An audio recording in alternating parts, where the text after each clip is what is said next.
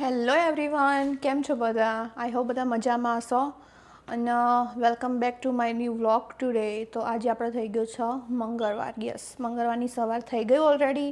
ક્યારની થઈ ગઈ મારી સવાર તો અત્યારે હાલમાં બપોરે થવાઈ. યા 11:15 થઈ ગયા. અને ચલો હવે સબ્જીને એવું બનાવીએ. મેં ઓલરેડી બધું પ્રિપેરેશન કરીને રાખ્યું, બહુ મસ્ત જે નાખવાનું ને બધું કરીને રાખ્યું. તો આજે હું બનાવીશ મિક્સ સબ્જી, કેમ કે અમારા ઘરે શાકભાજી હાલમાં નથી, થોડું ઘણું હતું એવું બનાવી નાખીએ. તો મેં એની અંદર લીધું લીલી ડુંગળી, બટાકું અને ફુલાવર, બસ એટલું જ લીધું, બીજું કશું નહીં. અને એક બાજુમાં મેં લીધું લીલું લસણ, જે આરું લીધું છે આ પેકેટવાળું. યસ, તો એ પણ હું બહુ બધું નાખીશ, કેમ કે મને સારો ટેસ્ટ ગમે. તો મેં લાસ્ટ ટાઈમ નાખ્યો હતો ને તો સારો હતો. અને મસાલિયું કાઢી દીધું સરસ મજાનું, મીઠું, પછી આને શું કહેવાય, હિંગ, MTRની. તો હેડો શાક વઘારીએ, ગેસ ચાલુ કરીએ. આમાં ઓઇલ ભરતી આવું હું, કેમ કે ઓઇલ પતી ગયું છે. સો ફાઇનલી ગાઈસ, ગરમ થઈ ગયું અને ઓઇલ તો મેં ભરી દીધું ઓલરેડી. થોડું ઓઇલ વેડીએ. Okay, good. So finally guys, મેં લીલું લસણ હતું ને નાખી દીધું. ચમચો લઈ લઈએ મિક્સ કરવા માટે.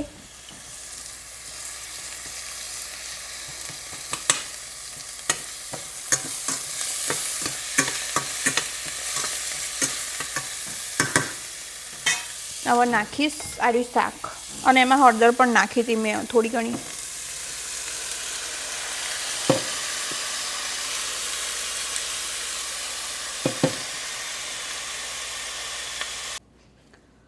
સો ફાઇનલી ગાઈસ, મેં અહીંયા આ લઈ લીધું વાસણ અને ઓલરેડી ગરમ કરવા મૂકી દીધું હતું.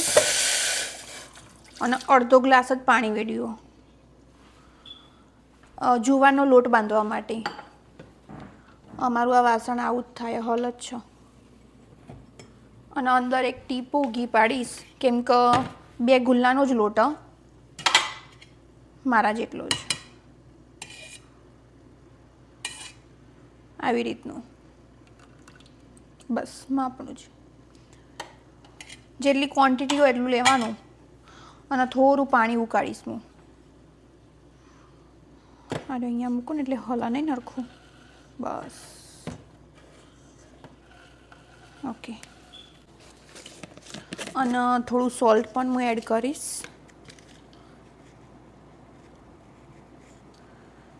સહેજ જ નાખ્યું, બહુ નહીં નાખ્યું. સો યા, પાણી ઉકળવા દઈએ હવે હરખું, પછી લોટ નાખી દઈશ. સો ફાઇનલી ગાઈસ, પાણી ઉકળી ગયું બરાબરનું. અને હવે આરો ડબ્બો હું સાઈડમાં કરી દો. ગેસ તો મેં બંધ કરી દીધો ઓલરેડી. અને જરૂર પડે ને એટલું જ નાખીશ. મિક્સ કરી દેવાનો હરખો.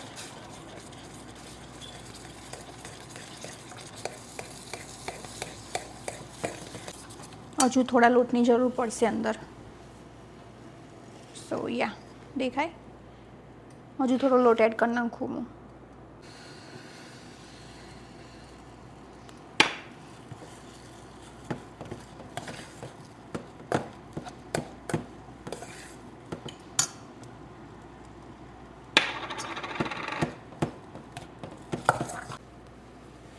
તો જો કંઈક આવું થયું ખીચા જેવું. હવે આના હું સાઈડમાં એકદમ ઢાંકીને મૂકી દઈશ. સો યા, જો થઈ ગયું ને. હવે એને ઢાંકી દઈએ તો અંદરના અંદર મસ્ત એવું સોફ્ટ થઈ જશે. પછી હું તમને બતાવીશ કે એની રોટલી કેવી થાય. અને એક બાજુમાં શાક ચડી જાય, જોઈ લઈએ જેટલા પહોંચ્યું. હજુ મારો રોટલીનો લોટ બાંધવાનો.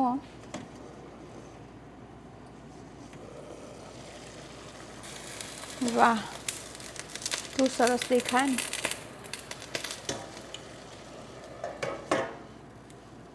હવે 2-3 મિનિટ પછી મસાલા કરી નાખું.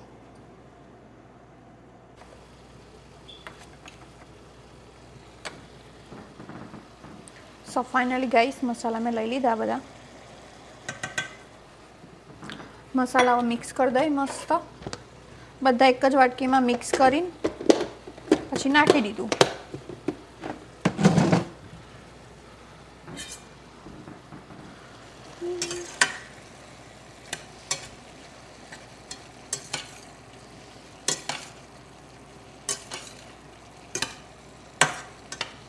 શાકમાં મેં પાણી વેડી દીધું થોડું ઘણું, એટલે એકદમ ચોટી ના જાય ને, ચોક જેમ ના રહે તો પાછું.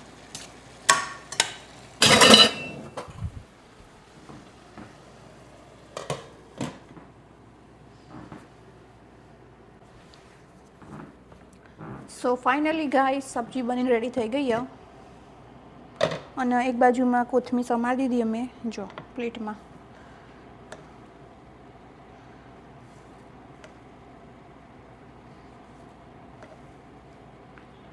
કોથમીર ગાર્નિશ કરી લે તો કેટલું મસ્ત દેખાય ને આમ, પણ જ્યારે મિક્સ કરીએ ને તો આને કોથમીર ખબર નહીં દેખાતી જ નહીં.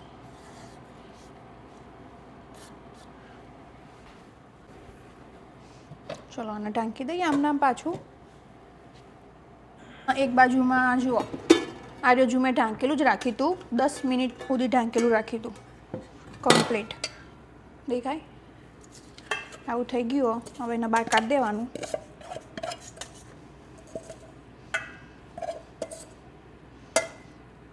ઓકે, હવે ને આને બરાબરનું મસળવાનું હરખું. પેલો રોટલા કરતાં એનો લોટ કેવો મસળીએ એવી રીતનો.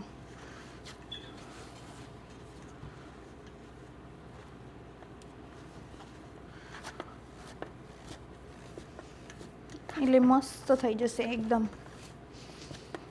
મેં ગઈ વખત રોટલી બનાવી હતી ને, જેનો મેં વિડીયો શૂટ નહોતો કર્યો, પણ બહુ મસ્ત રોટલી બની હતી. 2 જ બનાવી હતી અને એકદમ ફૂલેલી બની હતી. આ વખત પણ એવી જ બનશે.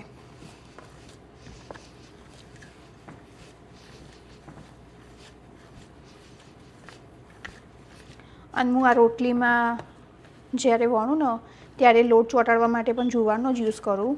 રોટલીનો યુઝ નહીં કરતી. આ ઘઉંનો લોટ યુઝ નહીં કરતી.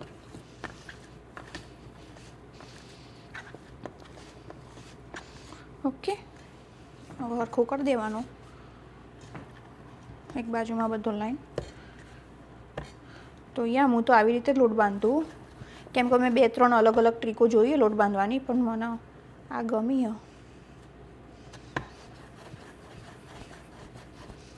બધું ખાઈ લેવાનું વધારાનું.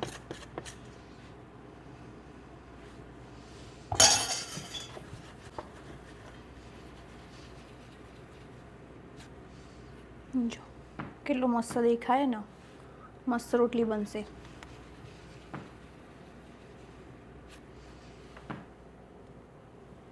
તો ડન. સો ફાઇનલી ગાઈસ 12:30 વાગી ગયા અને અહીંયા મેં બધી તૈયારી કરી નાખી. હું તમને ફાઇનલી બતાવી દઉં. સો અહીંયા જો મેં છાશ બનાવી નાખી આ નાની એવી કટોરી ભરીને, અને એક બાજુમાં લોટ બાંધી નાખ્યા. આ રહ્યા 6 ગુલ્લા જુવારના, અને આ રોટલીનો લોટ બાંધ્યો, અને સબ્જી પણ રેડી છે. સો ચલો જમવા માટે જેને આવવું એને.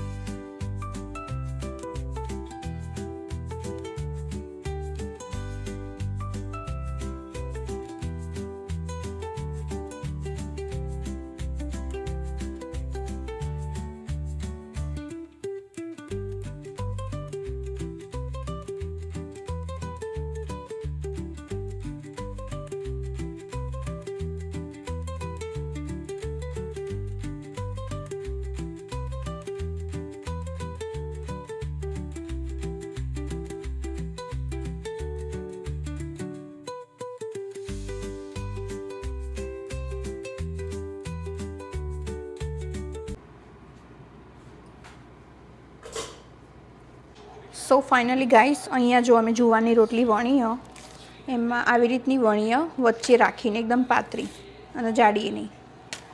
સો આના હું ને ઉખાડીને ઉપરનું આવી રીતનું જોયું કેટલું સરસ ઉખડી ગયું ને ઇઝીલી. હવે નાખી દઈશ આમાં. મેં અલગ તવી મૂકી. સો યા ચલો નાખીને બતાવું.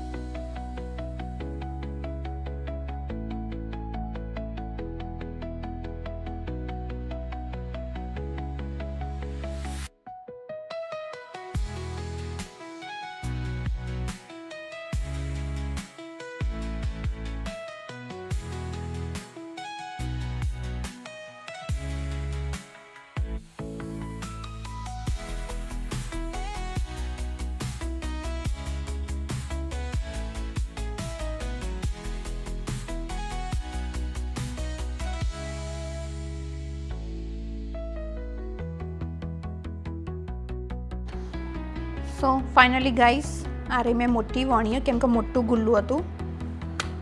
સો યા જો ગુલ્લાની સાઈઝ મોટી હતી ને એટલે થોડું મોટું વણાવ્યું. રોટલી હું તમને બતાવું. દેખાય મસ્ત બંને બાજુથી ચડી ગયેલી છો ને, એકદમ સોફ્ટ.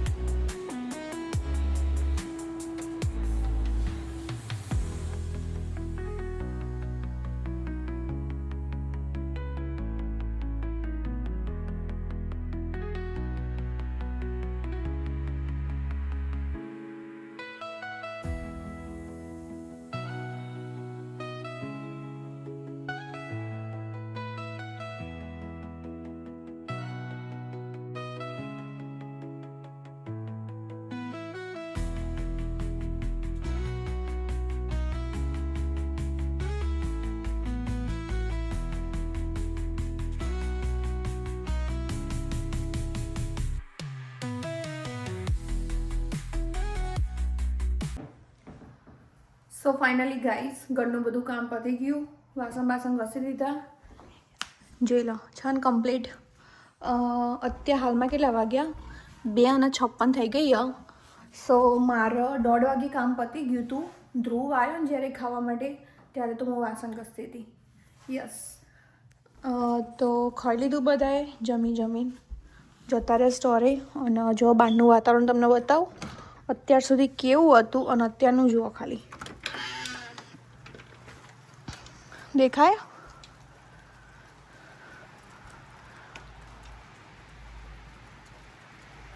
સો યસ, અહીંયા આવું વાતાવરણ. અહીંયા એવરી ડે ચેન્જ થાય. એવરી ડે તો ઠીક, પણ દિવસમાં કેટલી વાર ચેન્જ થાય વાતાવરણ અહીંયાનું.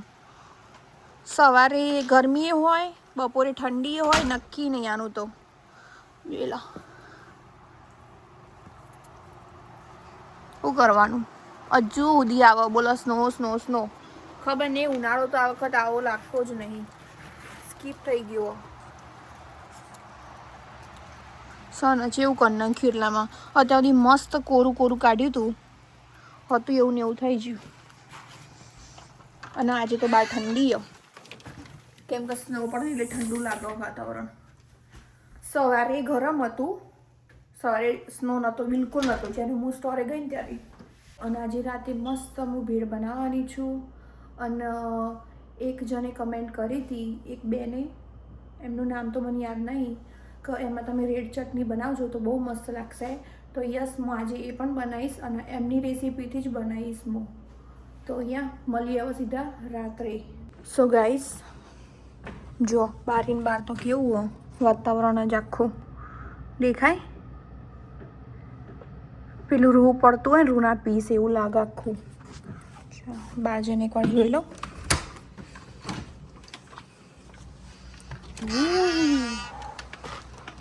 જો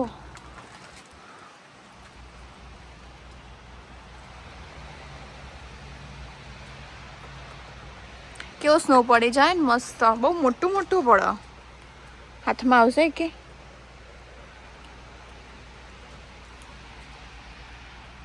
ઠંડુ વાતાવરણ થઈ ગયું, બહુ જ ઠંડુ વાતો.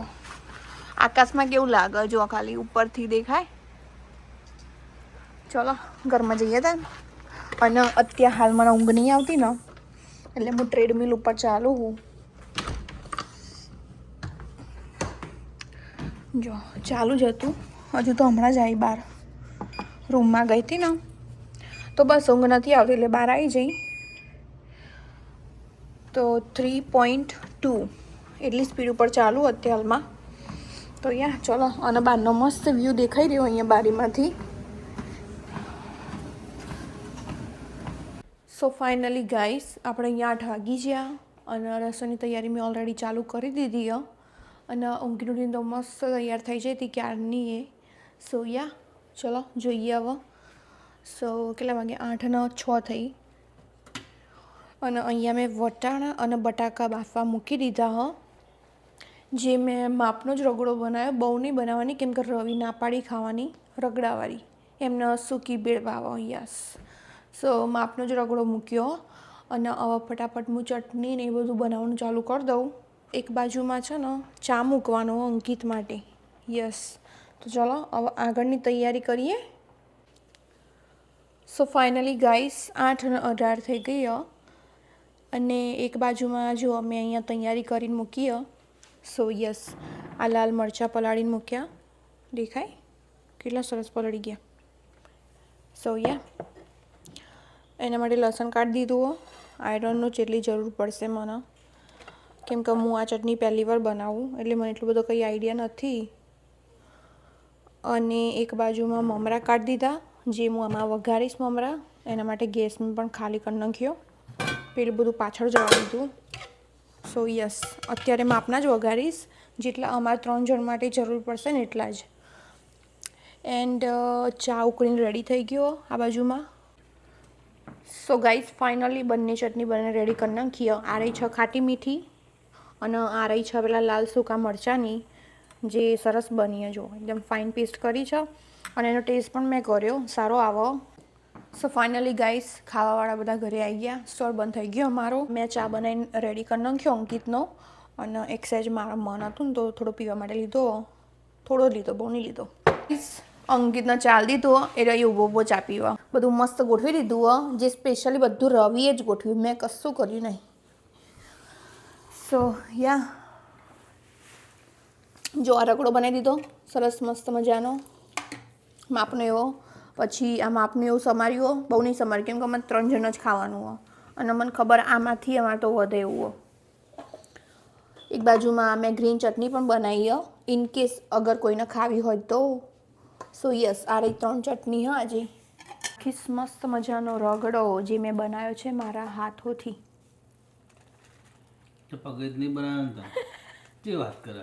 બીજા કોઈને પણ બનાવ્યો હોય ને, તમે બનાવો ના બનાવો? પણ બનાવો તો નહીં.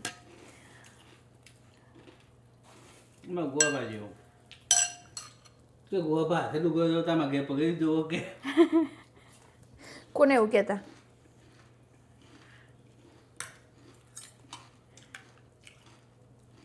આજે તો 3 ચટણી મિક્સ કરી માપની કિતિક. રવિ સેવ લાવવાનું ભૂલી નહીં જાય આપણો ડબ્બામાં નહીં કઈ? રાજુની સેવ લઈ લીધી રાજુભાઈની.